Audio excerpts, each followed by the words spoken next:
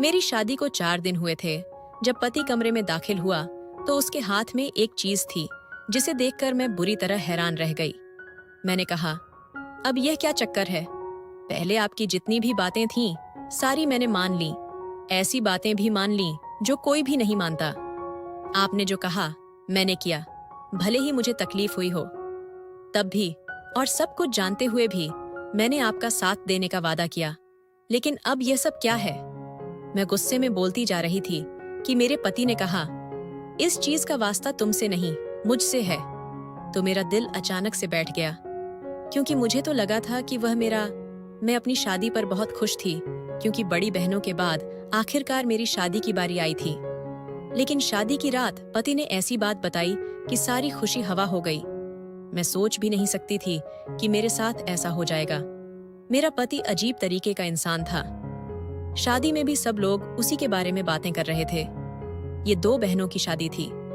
मेरी दूसरी बहन का पति बहुत ही खुश और मजबूत असाब का मालिक लग रहा था, जबकि मेरा पति ऐसे बैठा था कि जैसे उसकी शादी जबरदस्ती करवाई जा रही हो, जबकि ऐसा कुछ भी नहीं था। मैं अपनी बहन से ज्यादा खूबसूरत थी और वह इतना ज्यादा खूबसूरत नहीं था। दूसरी तरफ मेरी बहन बिल्कुल भी खूबसूरत नहीं थी और उसका पति तो जैसे हीरो था। सब मेरे पति को कह रहे थे कि तुम्हारी तो लॉटरी लग गई है, इतनी खूबसूरत औरत के मर्द बन गए हो। फिर भी कोशिश के बावजूद भी उसके चेहरे पर खुशी नहीं आ रही थी। ये शादी बिल्कुल भी जबरदस्ती नहीं करवाई जा रही थी, बल्कि मेरे पति की मर्जी शामिल थी। पता नहीं मेरे पति को क्या परेशानी था, वह परेशान था, जाने क्या बात थी। लेकिन मैंने कभी भी नहीं सोचा था कि मेरा हमसफर ऐसा होगा। लेकिन उसने सबके सामने मेरी बेइज्जती करवा दी। मैं दुल्हन बनी उसका इंतजार कर रही थी, लेकिन पहले से ही बहुत मूड खराब था। मैंने सोच लिया था कि अपने पति के साथ अच्छे तरीके से पेश नहीं आऊंगी। बताऊंगी उसे कि उसने मेरे रिश्तेदारों और घर वालों के सामने कितनी बेइज्जती करवाई है। मेरी बहन के साथ मेरी शादी हो रही थी। वह बहन मेरी बहुत बड़ी रकीब थी। वह हर मामले में मुझसे मुकाबला लगाने की कोशिश करती थी, लेकिन कभी भी मुझसे जीत नहीं पाती थी, चाहे ज्यादा नंबर लेने की बात हो या चाहे खूबसूरती में। लेकिन आखिरकार उस बात में जीत गई कि उसका पति मेरे पति से ज्यादा पुरइत्मीनान और एक अच्छा इंसान लग रहा था। वह उसका ख्याल कर रहा था, उसे अपने हाथ से खाना खिला रहा था, उसका हाथ पकड़ा, लहंगा उठाने में मदद की, और इस तरह की 1000 छोटी छोटी और प्यारी प्यारी बातें थीं जो वह दोनों कर रहे थे। और हम ऐसे बैठे थे जैसे पति पत्नी नहीं, दुश्मन हैं, और किसी ने जबरदस्ती शादी करवाई है। ऐसे में अब मेरा दिल न जलता तो और क्या होता। हर लड़की की तरह मेरे भी कुछ अपने थे, कुछ अरमान थे जो अब कभी पूरे नहीं होते। जबकि मेरे पति ने तो किसी को आंख उठाकर भी नहीं देखा था। सारी शादी में सर झुकाकर बैठा रहा और सब मुझ पर हंसते रहे। जब वह कमरे में दाखिल हुआ तो उसके चेहरे से लग रहा था कि शायद वह रोकर आया है। लेकिन रोने का मकसद क्या था? शादियों पर तो दुल्हन रोती है, दूल्हा क्यों रोएगा? उसे तो अच्छी भली लड़की मिलती है जो उसके लिए अपना सब कुछ छोड़कर आई होती है। मेरे सामने आकर बैठ गया और उससे पहले कि मैं कुछ बोलूं, उसकी आंखों से आंसू जारी हो गए। ये देखकर मैं थोड़ी परेशान भी हो गई कि जाने क्या परेशानी है। कहीं कोई हादसा तो नहीं हुआ? इतने सारे लोग आए हुए हैं, कुछ भी हो सकता है। मेरे पति ने कहा कि ऐसा कुछ नहीं है, सब कुछ ठीक है, सारे लोग ठीक हैं। मैंने कहा, तो फिर आप क्यों रो रहे हैं? कहने लगा, तुम्हें बताऊंगा तो तुम्हारा भी यही हाल होगा, लेकिन तुम्हें न बताकर मैं तुम्हें धोखा नहीं देना चाहता। जब मेरे पति ने ऐसी बात की तो मैं समझ गई कि ये किसी और से मोहब्बत करते थे।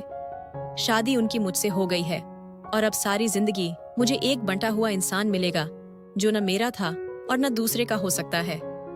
पर मेरा तो कभी कोई बॉयफ्रेंड भी नहीं था। मैं तो बिल्कुल साफ हिसाब किताब वाली लड़की थी। फिर भगवान ने मेरे साथ ऐसा क्यों किया?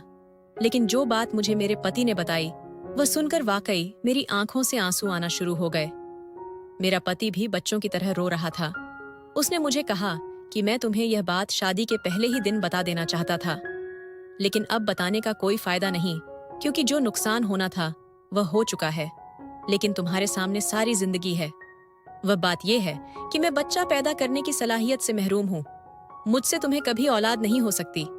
मैं तुम्हें सिर्फ प्यार के अलावा और कुछ नहीं दे सकता। ये बात सुनकर मेरे कदमों तले से जमीन निकल गई। मैंने कहा कि देखिए, अगर आप मुझसे किसी किस्म का मजाक कर रहे हैं तो ऐसा बिल्कुल नहीं करें। पति शादी की रात दुल्हन से मजाक करते हैं। उनके दोस्तों ने उन्हें समझाया होता है। अगर इस तरह की कोई बात है तो मैं बहुत ज्यादा गुस्सा हो जाऊंगी और आपसे कभी बात नहीं करूंगी। मेरा पति इस बात पर भी तंजियां हंसा और कहने लगा कि काश ये मजाक होता, यही सच है। मुझे अचानक से गुस्सा आ गया। मैंने कहा कि अगर ऐसी बात थी तो फिर मुझसे शादी क्यों की? ये बात आपको मेरे घर वालों को बतानी चाहिए थी। मेरी आपसे मोहब्बत की शादी नहीं थी जो मैं इतनी बड़ी बात बर्दाश्त कर जाऊंगी। शादी इंसान करता किस लिए है? औलाद पैदा करने के लिए करता है। मर्द तो औरत का कभी भी नहीं बनता। वह उसे कभी भी सबसे ज्यादा मोहब्बत नहीं करता।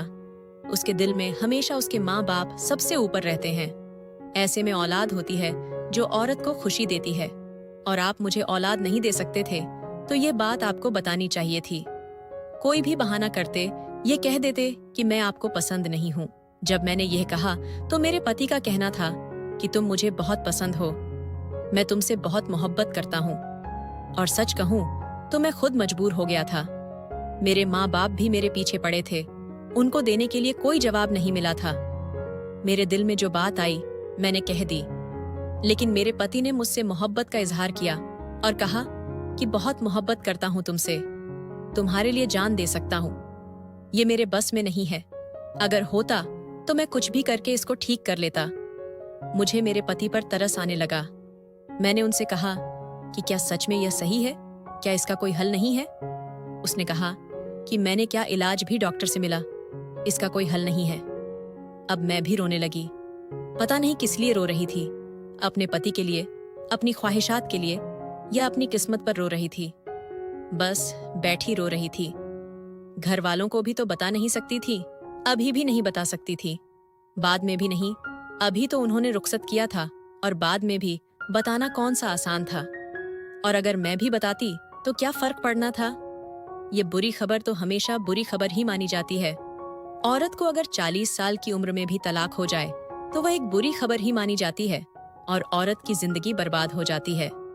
चाहे बर्बाद होने के लिए कुछ हो या ना हो, चाहे वजह कितनी भी बड़ी हो, एक औरत के लिए यह बात इतनी बुरी है कि उसे वापस अपने घर जाना पड़े और अपने माँ बाप को जाकर यह बताना पड़े कि मेरा घर टूट गया है। और जो औरतें घरेलू हिंसा बर्दाश्त करती हैं, वे इसीलिए करती हैं क्योंकि वे अपना घर बचाना चाहती हैं।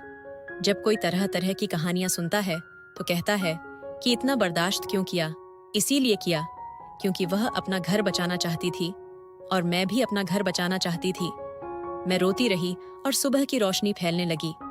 मेरे दिमाग में ऐसी ऐसी बातें आईं कि मैं मजीद रोती ही गई। कभी किसी बात पर रोने लगती तो कभी किसी बात पर। यहाँ तक कि मेरी सोच यहाँ तक पहुँच गई कि मुझे माँ कहने वाला कोई नहीं होगा, मेरे बच्चे नहीं होंगे। हमारे परिवार में एक औरत थी जिसके बच्चे नहीं थे। लोग उसका नाम ही भूल गए थे। कहते थे वही सावित्री जिसके बच्चे नहीं हैं, और वही तो जिसकी शादी को 15 साल हो गए हैं लेकिन अभी तक उसके बच्चे नहीं हैं। और मैं हैरान होती थी कि उसका नाम ही बदल गया है। सब उसे उसके नाम से नहीं, इस बात से जानते हैं कि उसके बच्चे नहीं हो रहे। मैंने आसमान की तरफ देखा, जाने मैं क्या सोच रही थी कि मेरा पति भी रंजीदा सा बैठा था। वह भी सारी रात सोया नहीं था, बस बार बार मुझे यही कहता रहा, नहीं रो, तुम जो भी फैसला करोगी मैं उस पर अमल करूंगा। मैंने अपने पति से कहा कि मैं आपके साथ निभाने की कोशिश करूंगी, हम हमेशा साथ रहेंगे, औलाद को गोद ले लेंगे, कुछ भी कर लेंगे, लेकिन मैं आपको नहीं छोड़ूंगी। मेरा पति इस बात पर बहुत खुश हुआ। उसने कहा कि जिस लड़की से मोहब्बत की थी मैं उसी जवाब की उम्मीद कर रहा था। बस हम दोनों ने एक दूसरे से वादा कर लिया कि हम एक दूसरे के दुख के साथी बनेंगे और ये सब बर्दाश्त करने की कोशिश करेंगे। लेकिन जब जब अपनी बहन को देखती तो मुझे उस पर रश्क आने लगता। वह कितनी खुश थी अपने पति के साथ। हम दोनों एक साथ ही वापस रस्म के लिए घर गए थे, लेकिन मेरे चेहरे पर खुशी कैसे आती जब मेरे दिमाग में इतनी बुरी खबर घूम रही थी। मैं 2-3 दिन अपनी माँ के घर ही रुकी, जबकि मेरी बहन तो रात को ही वापस चली गई थी। माँ ने कहा, बेटी अभी नई नई शादी हुई है, तुम्हें इतने दिन यहाँ नहीं रहना चाहिए। तो मैंने कहा कि मेरा ससुराल दूर है, बार बार नहीं आना होगा। मेरी बहन का ससुराल तो दूसरी गली में है, ये तो रोज आ सकती है ना। मेरी माँ ने कहा, ये बात भी ठीक है। मैं वापस अपने घर आई तो पति ने मुस्कुराकर इस्तकबाल किया और कहा कि अब जाना नहीं, तुम्हारी बहुत याद आ रही थी। खैर, अभी मेरा मूड खराब था। मुझे समझ नहीं आ रहा था कि मैं किस पर गुस्सा करूं। मेरी शादी को 4 दिन हुए थे कि पति कमरे में दाखिल हुआ तो उसके हाथ में एक चीज थी जिसे देखकर मेरी बुरी तरह हैरान रह गई। मैंने कहा कि अब ये क्या चक्कर है? पहले आपकी जितनी भी बातें थीं सारी मैंने मान ली, साथ देने का वादा किया, लेकिन अब ये सब क्या है? मैं गुस्से में बोलती जा रही थी कि मेरे पति ने कहा कि इस चीज का ताल्लुक तुमसे नहीं मुझसे है, तो मेरा दिल अचानक से बैठ गया। मैंने कहा कि आप ऐसा क्यों करेंगे, क्यों खुद को तकलीफ देंगे? मेरे पति के हाथ में एक रस्सी थी। मैं हैरान थी कि उसने इस रस्सी का क्या करना है, पर उसने बताया कि मैं रोज रात को खुद को बांध कर सोता हूँ। मैंने कहा कि ये आप क्या कह रहे हैं? उसने कहा, हाँ ऐसा ही है, मैं खुद को बांध कर सोता हूँ। अगर किसी दिन मैं तुमसे कहूँ कि मेरी रस्सी खोल दो तो मत खोलना। खुद से भी कभी नहीं खोलना, और अगर मैं खुद भी कहूँ तब भी नहीं। मैं प्यार से कहूँ, गुस्से से कहूँ, हुक्म देकर कहूँ, तुम रस्सी को मत खोलना, और ये बात हमेशा याद रखना। मैंने कहा कि किस किस्म की बातें कर रहे हैं, इसका क्या मतलब है? उसने कहा कि यही नहीं बता सकता हूँ। मेरे पति ने अपने आप को रस्सी से अच्छी तरह बांधा, अपनी टांगें और बाजू भी। मुझे कहा कि वह मुझ पर चादर करवा दो और सो गया। मैं कुछ देर अपने पति को ही देखती रही और यह सोचती रही कि मैं किस किस्म के इंसान से शादी कर बैठी हूँ। मैं कैसे इस रिश्ते को निभाऊंगी? ये सब मेरे लिए बहुत मुश्किल होता जा रहा था। एक तो मेरे पति की इतनी बड़ी बात जो मुझे पहली ही रात बता दी गई, और दूसरी बात यह कि रात को वह अपने आप को बांध कर सोता था। इस सब के पीछे क्या राज था, ये मेरी समझ से बाहर था। क्या यह कोई टोटका कर रहा था, या फिर यह बहुत ज्यादा कमजोर था और उसके जिस्म में दर्द होता था, इसलिए यह अपने आप को बांध कर सोता था? मुझे याद है कि मेरी दादी की टांगों में जब रात को दर्द होता था तो वह अपनी टांगें अपने ही दुपट्टे से बांधकर सोती थी। लेकिन मुझे नहीं लगता था कि ऐसी कोई बात होगी, क्योंकि मेरा पति भी मेरी तरह जवान था। अभी उसकी उम्र ही क्या थी। शक्ल सूरत का वह ज्यादा अच्छा नहीं था, लेकिन बदन से बहुत अच्छा था। बिल्कुल एक जवान मर्द था, लंबे कद का, हाथ पांव उसके मजबूत थे। मेरे पति ने मुझे कहा था कि अगर वह मुझे खुद भी कहे कि मैं उसकी रस्सी खोल दूं, तो मैं कभी भी रस्सी नहीं खोलूं। मुझे मेरे पति से डर लगने लगा था। मेरा पति क्यों अपने आप को बांध कर सोता था? मुझे लगा कि यह भी मुझ पर रौब डालने का कोई तरीका है। या तो मजाक कर रहा है, या फिर इसका मूड खराब है और ये ऐसा बार बार नहीं करेगा। लेकिन वह तो रोज रात को ऐसा करता था। सिर्फ इतना ही नहीं, मुझे यह भी कहता था कि तुम रात को सोने के कपड़े यानी कि नाइटी पहनकर मत सोया करो, तुम मेरे कपड़े पहनकर सोया करो। मैंने कहा कि आपके कपड़ों में तो मैं बहुत बुरी लगूंगी। ऐसे लगेगा कि पता नहीं मैं औरत नहीं, कुछ और लग रही हूँ। उसने कहा कि मैं चाहता हूँ कि तुम रात के वक्त बिल्कुल भी खूबसूरत न लगो, वैसे भी तुमने सोना ही तो होता है। मैंने कहा कि बार बार ये बात क्यों करते हैं? तो उसने कहा कि तुमने सोना ही होता है, मुझे पता है, और मैं आपके कपड़े नहीं पहनूंगी। मैंने अपने लिए बहुत ही नरम कपड़े की अच्छी सी नाइटी बनवाई है, और ये नाइटी कोई ऐसी वैसी नहीं, बिल्कुल ठीक है। क्या मुझे सोते हुए भी अपनी मर्जी करने की इजाजत नहीं है? अब तो यह उसकी रूटीन बन गई, वह रोज उसी तरह सोने लगा। लेकिन मैंने यह भी नोट किया था कि सारी रात सोता भी नहीं, बल्कि जागता ही रहता था। हमारी शादी को 10 दिन हो गए थे। उधर मेरी माँ मुझे मेरी बहन की खबरें सुनाती, जो बहुत खुश थी और अपने पति के साथ हनीमून पर गई हुई थी। उधर मैं थी, जिसे अभी तक यह समझ ही नहीं आ रहा था कि पता नहीं मेरे साथ क्या होने वाला है। घर में और लोग भी थे। घर वालों के सामने मेरा पति बिल्कुल नॉर्मल होता था, मुझसे मजाक करता, बिल्कुल ऐसे जैसे हम बहुत खुश हैं, जैसे कोई नया शादीशुदा जोड़ा होता है। लेकिन जब अकेले होते तो वह अजीब से माहौल में चला जाता। मुझसे बात भी नहीं करता था, दुखी और रंजीदा सा हो जाता था और फिर खुद को बांधकर सो जाया करता था। लेकिन एक रात को कुछ बहुत अजीब हुआ कि मैं बुरी तरह डर गई। मुझे तो नींद नहीं आ रही थी, मेरा पति सो चुका था। मैं उसे देखती रही कि वह अचानक से जाग गया और मुझे कहने लगा कि मैं उसकी रस्सी खोल दूं। मैंने कहा कि खुद ही खुद को बांधकर सो रहे थे, अब कह रहे हैं कि रस्सी तो खोल दो, ये आपने क्या मजाक बना रखा है? जिंदगी किस तरह गुजरेगी? कोई तो ऐसी बात करे कि जिसकी वजह से मुझे यह पता हो कि नहीं, मुझे आपके साथ रहना है। पहले आपने मुझे इतनी बड़ी बात बता दी, फिर आप अपने आप को बांध कर सोते हैं। फिर मुझे कहते हैं कि मेरे सामने तैयार न हुआ करो, खूबसूरत न लगा करो, मुझे कहीं लेकर नहीं जाते, मुझसे कोई बात नहीं करते, मेरी तरफ देखते भी नहीं हैं। तुम्हें अगर मैं आपको छोड़कर भाग गई तो सब कहेंगे कि लड़की की गलती थी। लेकिन ये तो इतने ज्यादा मसले हैं तो यह बना रखे हैं, इन्हें मैं किस तरह बर्दाश्त करूं, आप ही बता दो। वह मेरी कोई बात नहीं सुन रहा था। वह कहने लगा, खोल दो। फिर मुझे वह बात याद आई जब उसने कहा था कि अगर मैं खुद भी कहूं तो मुझे नहीं खोलना। मैंने इनकार कर दिया कि मैं नहीं खोल सकती। उसने फिर कहा, क्या परेशानी है तुम्हें? चलो आगे बढ़ो और यह रस्सियां खोल दो। मैंने कहा, तुमने ही मुझे मना किया था कि अगर तुम खुद भी कहो कि मेरी रस्सी खोलो तो कभी भी नहीं खोलूं। मेरा पति अचानक से मुझ पर गुस्सा हुआ और कहा, मैं तुम्हारा पति हूँ, तुम्हें हुक्म दे रहा हूँ और तुम मेरी बात नहीं मान रही हो। मैं उससे डर गई और कमरे से निकलकर बाथरूम में चली गई। मैं उसे खोना नहीं चाहती थी क्योंकि वह बहुत गुस्से में था, इसलिए उसे नहीं खोलना ही बेहतर था, लेकिन अपनी किस्मत पर रो रही थी। उसने यह भी कहा था कि मैं यह बात किसी को न बताऊं और सबके सामने इस तरह से रहूं कि जैसे मैं इस दुनिया की सबसे खूबसूरत और सबसे खुशकिस्मत लड़की हूं। कहते हैं कि शादी के बाद अगर आप खुश रहते हैं तो आप खूबसूरत होते जाते हैं, और अगर आप परेशान रहते हैं तो आपकी शक्ल बदल जाती है। मुझे ऐसा लगता था कि मेरी शक्ल भी सही बदल गई है। मेरी एक दोस्त थी जो बहुत ही ज्यादा खूबसूरत थी, और जब वह हमें 4 साल बाद मिली तो हम लोग उसे देखते ही हैरान हो गए थे। उसकी शादी जल्दी हो गई थी और वह शादी पर बहुत खुश थी, लेकिन 4 साल बाद जब हम सब उससे मिलने के लिए गए तो हमें ऐसा लगा कि जैसे यह वह नहीं है, या तो उसकी माँ है या फिर उसकी कोई बड़ी बहन है। उसकी शक्ल बिल्कुल बदल गई थी। बाद में उसने हमें अपनी जिंदगी की कहानी सुनाई और बताया कि वह बहुत ज्यादा मजबूर है।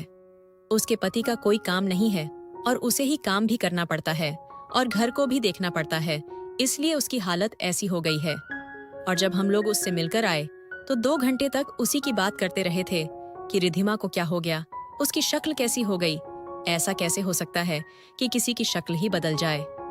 अगले दिन मैंने अपने पति को यह बात बताई कि तुम ऐसा क्यों करते हो, तो वह कहने लगा कि मैं तुम्हें यह बात नहीं बता सकता। मैंने उससे कहा, जब इतना बड़ा राज मुझे बता दिया, सब कुछ मुझे बता दिया, ऐसा राज है जो मर्द अपनी पत्नी को नहीं बताते। आपने शादी के पहले दिन ही बता दिया, शायद इसलिए मैंने आपका साथ देने के लिए मान भी लिया, क्योंकि मैंने यह सोचा कि आप बहुत ईमानदार इंसान हैं। अब आप मुझे यह बात क्यों नहीं बता सकते? मेरे पति ने कहा, मैं तुम्हें सब कुछ बता सकता हूँ, मैंने तुम्हें बताया है, लेकिन यह बात मैं नहीं बता सकता, इसलिए इस मामले में बार बार मुझे तंग मत करो। मैंने उसे यह भी कहा, रात को खुद ही कह रहे थे कि मुझे खोल दो, तो कहने लगे, मैं तुम्हें खुद भी कहूँ तो ऐसा नहीं करना। इसी तरह हमारी शादी को 1 महीना गुजर गया और मेरी बहन ने खुशखबरी सुना दी। ये खबर मेरे ससुराल में भी पहुंच गई, क्योंकि मेरी बहन का पति भी मेरे ससुराल वालों का दूर पार के रिश्तेदार ही लगता था। मेरी सास ने मुझे ताने देने शुरू कर दिए कि बड़ी तुम हो और खुशखबरी बहन ने सुना दी है। ये बात सुनकर मुझे बहुत बुरा लगा। मुझे ज्यादा बुरा नहीं लगता अगर मेरे घर भी खुशखबरी होती या फिर मेरे घर खुशखबरी न भी होती, लेकिन मुझे यह पता होता कि मेरा पति ठीक ठाक है और एक दिन मुझे भी ऐसी खुशी मिल जाएगी तो शायद मुझे बुरा न लगता। लेकिन मुझे पता था कि मेरे साथ तो यह सब कुछ कभी होना ही नहीं है, और अब मेरी बहन के साथ यह सब हो रहा था। मैं तो भगवान के सामने बैठकर रोने भी लगी और उससे सवाल करने लगी, हे भगवान, क्या मैंने कोई ऐसा गुनाह किया है जिसकी तू मुझे सजा दे रहा है? क्या मैंने अपनी बहन का दिल दुखाया था जो उसके साथ अब सब कुछ अच्छा हो रहा है और मेरे साथ इतना बुरा हो रहा है कि इससे ज्यादा बुरा किसी के साथ हो ही नहीं सकता? मेरी बहन भी जब मुझसे मिलने के लिए आई तो उसने मुझे बहुत बातें सुनाई। उसका कहना था कि तुम्हारा तो ऐसा हाल हो गया है कि जैसे तुम्हारी शादी को 10 साल गुजर चुके हैं, जबकि 1 महीना ही गुजरा है। इतनी टेंशन किस बात की है? तुम्हें देखकर तो कोई बच्चा भी बता सकता है कि तुम बिल्कुल भी खुश नहीं हो। अगर ऐसी कोई बात है तो माँ पापा को बता दो। मैंने सारी जिंदगी तुमसे मुकाबला जरूर लगाया होगा, लेकिन तुम मेरी बहन हो और मैं चाहती हूँ कि तुम भी खुश रहो। मैं अपनी बहन से अपनायत में आई और उसे सब कुछ बताने लगी, लेकिन फिर सोचा कि यह बात मुझे किसी को भी नहीं बतानी चाहिए, क्योंकि यह सिर्फ मेरी और मेरे पति की बात है। बार बार मेरा दिल करता था कि मैं यह बात सबको बता दूं, अपनी सासू जी को भी बता दूं, अपनी माँ को भी, अपनी बहन को भी, और उनसे हमदर्दी हासिल करूं, और वे सब लोग मुझसे कहें, हाँ, तुम्हारे साथ बहुत बुरा हुआ है, तो मुझे थोड़ा सुकून मिल जाए। इंसान की फितरत ऐसी होती है कि वह हमदर्दी हासिल करना चाहता है जब उसके साथ कुछ बुरा हो जाता है। कोई उसकी मदद नहीं भी कर सकता, पर इतना कह दे कि वाकई तुम्हारे साथ बड़ा बुरा हुआ है, तुम्हारे अंदर बड़ी हिम्मत है जो तुम यह सब कुछ बर्दाश्त कर रहे हो, तो यह सुनकर भी दिल को बड़ा सुकून मिल जाता है। मैं बहुत परेशान रहने लगी थी, बहुत जज्बाती होने लगी थी। जो कुछ मेरी बहन को मिल रहा था वो सब मैं भी चाहती थी, लेकिन जब यह महसूस करती कि यह सब मुझे कभी नहीं मिलेगा, तो मेरा दिमाग खराब हो जाता था। एक रात फिर से नींद मेरी आंखों से गायब थी और मेरा पति सो रहा था कि अचानक से जाग उठा और छोटे बच्चों की तरह होने लगा, मुझे खोल दो, मुझे खोल दो। मुझे मेरे पति पर बहुत तरस आने लगा। मैंने सोचा कि क्या करूं, लेकिन फिर उसकी बातें भी याद आ रही थीं। लेकिन आज मेरे दिमाग में जाने क्या आया और सोचा कि रस्सी खोल देती हूं, पता तो चले कि ऐसा भी क्या करता है। मैंने अपने पति की रस्सी खोल दी और मेरे पति ने पहले मुझे हैरानी से देखा, फिर थोड़ी देर बाद मुझे घूरने लगे और मेरी तारीफ करने लगे। उन्होंने कहा कि तुम बहुत खूबसूरत हो। ये पहली दफा था जब उन्होंने मेरी तारीफ की थी। मैंने कहा कि अच्छा, मैं खूबसूरत हूं? तो कहने लगे कि हाँ, बहुत ज्यादा खूबसूरत हो। मेरी पत्नी हो तुम, तुमसे बहुत प्यार करता हूं, तुम्हारे बिना रह नहीं सकता। मैंने कहा कि फिर तुम मेरे बिना क्यों रह रहे थे? तो कहने लगे कि माफ कर दो मुझे और सब कुछ भूल जाओ। मैंने कहा कि हाँ, इतना कुछ कैसे भूल जाऊं? आपने तो हमारी शादी की रात भी खराब कर दी। उन्होंने कहा कि शादी की रात क्या होती है? जब हम दोनों एक साथ हो तो हमारे लिए हर रात ही सुहागरात की तरह हो सकती है। उन्होंने इतना कहा और मेरे चेहरे पर मुस्कुराहट आ गई। सुबह मेरी आंख मेरे पति के रोने की आवाज पर खुली, जो बच्चों की तरह रो रहे थे। जाने मेरा पति ऐसा क्यों करता था, मैंने कभी किसी मर्द को ऐसे रोते हुए नहीं देखा था। मैंने उनसे पूछा कि क्या हो गया, क्यों सुबह सुबह आपने वावेला मचा रखा है? तो कहने लगे कि रात को क्या हुआ था। मैंने कहा कि मैंने रस्सी खोली थी क्योंकि मुझे आप पर तरस आ गया था, और वह रस्सी खोलने के बाद वहां कुछ ऐसा हुआ कि मेरे कदमों तले से जमीन निकल गई। मैं यह सोचने पर मजबूर हो गई कि मेरा पति मुझे धोखा दे रहा था। वह मुझसे झूठ बोल रहा था। मेरे साथ ऐसा क्यों कर रहा था यह मैं नहीं जानती, लेकिन उसने मेरे साथ गलत बयान की थी। उसने ऐसी गलत बयान की थी जो कोई पति अपनी पत्नी के साथ पहली रात को नहीं करेगा। यहां तक कि अगर वह सचमुच भी किसी मसले का शिकार हो तो भी वह कभी भी यह बात अपनी जुबान से तस्लीम नहीं करेगा। मर्दों में आना बहुत ज्यादा होती है। मर्द ऐसा नहीं करते, लेकिन मेरे पति ने जानबूझकर खुद को गलत साबित किया था। उसने जानबूझकर यह कहा था कि वह नामर्द है, जबकि ऐसा कुछ भी नहीं था। रस्सी खोलने के बाद मुझे यह पता चला कि मेरी सारी जिंदगी की खुशियां भी इस रस्सी के साथ ही बंधी हुई थीं। जैसे ही मैंने रस्सी खोली, सब कुछ ठीक हो गया। कल की रात हम लोगों ने वैसे ही गुजारी जैसे दुनिया के सारे शादीशुदा लोग गुजारते हैं, और आपने यह रस्सी का पता नहीं क्या तमाशा बनाया हुआ था। अब इसे छोड़ दें, क्योंकि रस्सी खोलने से कुछ भी नहीं हुआ, बल्कि सब कुछ ठीक हो गया। मेरे पति का कहना था कि तुमने कुछ ठीक नहीं किया, बल्कि ठीक तो मैं करने जा रहा था। तुमने तो मुझे कहीं का नहीं छोड़ा, सब कुछ बर्बाद कर दिया। अब कभी भी कुछ भी ठीक नहीं होगा। अब बेहतर यह है कि तुम मुझे छोड़कर अपने घर ही चली जाओ, क्योंकि तुम्हारी जिंदगी बर्बाद हो जाएगी और मेरी जिंदगी तुमने बर्बाद कर ही डाली। मैं उसकी बातें समझ नहीं पा रही थी। मुझे भी गुस्सा आ गया। मैंने कहा कि जो बात आपने मुझसे शादी की रात कही, आप किसी और लड़की से कहते तो वह उसी वक्त भाग जाती। फिर भी मैंने आपका साथ दिया। किसी और लड़की से कहते, वह उसी वक्त शोर मचा देती, आपके खानदान भर को जमा कर लेती। लेकिन मैंने फिर भी आपका साथ दिया, सब कुछ बर्दाश्त करती रही। आपकी अजीब हरकतें, ये दो तरफा रवैया, आपके घरवालों की तरफ कुछ और मेरी तरफ कुछ और, ये सब कुछ मैंने बर्दाश्त किया क्योंकि मैं यह रिश्ता निभाना चाहती हूँ। आपकी तरह सब कुछ खराब नहीं करना चाहती, और इस रस्सी के साथ खुद को बांधने का क्या मकसद है जब सब कुछ ठीक है? आपने मुझसे झूठ बोला है। क्या आप मेरे साथ रहना नहीं चाहते कि आप मुझसे झूठ बोलते हैं? मुझे यह दिखाना चाहते थे कि मैं यहाँ से भाग जाऊं? क्या मुझसे जान छुड़ाने के लिए आपने मुझसे इतना बड़ा झूठ बोला? लोग के साथ मसले होते हैं, लेकिन वह सारी जिंदगी मानते नहीं हैं, जबकि आपके साथ कोई परेशानी है भी नहीं। आप ऐसा कैसे कर सकते हैं? ये सब आपके मन का भ्रम है जो आपके किसी दुश्मन ने आपके दिमाग में डाला है। और यकीन करें कि वह अपनी दुश्मनी निभाने में कामयाब हो गया है, क्योंकि इसकी वजह से हमारी दोनों की जिंदगी बर्बाद हो रही है। आपने जो मुझे शादी की रात बात कही, अगर मैं नहीं होती, मेरी जगह कोई और होती, भगवान कसम वह उसी समय उठकर भाग जाती और उसकी जिंदगी भी बर्बाद हो जाती। ये तो मैं हूं जो रुक गई, और अच्छा हुआ तो मैं रुक गई। मुझे पता चल गया है कि आपके सब कोई भी परेशानी नहीं है। अगर कोई परेशानी है तो वह सिर्फ और सिर्फ आपका भ्रम है, जो कि आपने खुद खत्म करना है, वरना भ्रम का कोई इलाज नहीं होता। अपने साथ मेरी जिंदगी क्यों बर्बाद कर रहे हैं? मुझे भी मानसिक रोगी बना देंगे आप। मेरे पति ने कहा कि आप मेरी बात को गौर से सुनो, मैं कभी भी बाप नहीं बन सकता। ये बात सच है। मुझे डॉक्टर ने ये बात कही थी, लेकिन मैं पीर बाबा के पास गया था और उसने मुझे एक अमल बताया था। वह नकली पीर बाबा नहीं था। उसने मुझे कहा था कि अगर मैं अपने नफ्स को कंट्रोल करूं, ये मेरा इम्तिहान होगा और मेरे साथ सब कुछ ठीक हो जाएगा। मैं खुद को इसीलिए बांध कर सोता था, लेकिन तुमने मुझे खोल दिया और मेरा सारा अमल, मेरी सारी रियाजत तुमने खराब करवा दी। अब कभी भी कुछ भी नहीं होगा। मैंने अपने पति का हाथ पकड़कर बिठाया। मैं समझती थी कि औरतों के साथ इस तरह का कोई परेशानी हो तो वह बहुत परेशान हो जाती हैं, यहाँ तक कि आत्महत्या भी कर लेती हैं। ऐसे ही यह परेशानी अगर मर्द के साथ हो तो ज्यादा परेशान हो जाता है।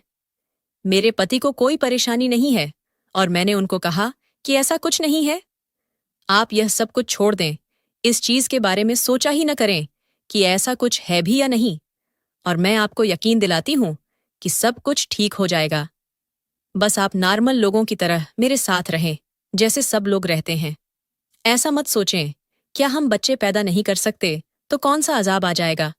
अगर ऐसा हो भी गया तो कितने लोग हैं इस दुनिया में जिनके बच्चे नहीं हैं, तो क्या वो मर जाते हैं? समाज तो उन लोगों को भी नहीं छोड़ता जो बिल्कुल ठीक ठाक होते हैं। कोई न कोई बात निकाल ही लेता है जलील करने की। बस मेरी बात मान लें, मैं आपकी हमसफर हूं, बस मेरी बात सुने, सब कुछ ठीक हो जाएगा। मैंने अपने पति को समझाया। उनको ये बात समझाने में बहुत मुश्किल पेश आई, लेकिन किसी तरह अपनी बात समझा ली। अब हम बस चुपचाप अपनी जिंदगी गुजारने लगे। न किसी से ज्यादा बात करते, न इस मौजू पर एक दूसरे से भी बात करते थे। 1 साल गुजर गया। लोगों ने बातें भी की, हमें तंग भी किया। हमारे अपनों ने ही हमारे खिलाफ जाने में देर नहीं की। यहां तक भी कहा कि मैं ही बांझ हूं।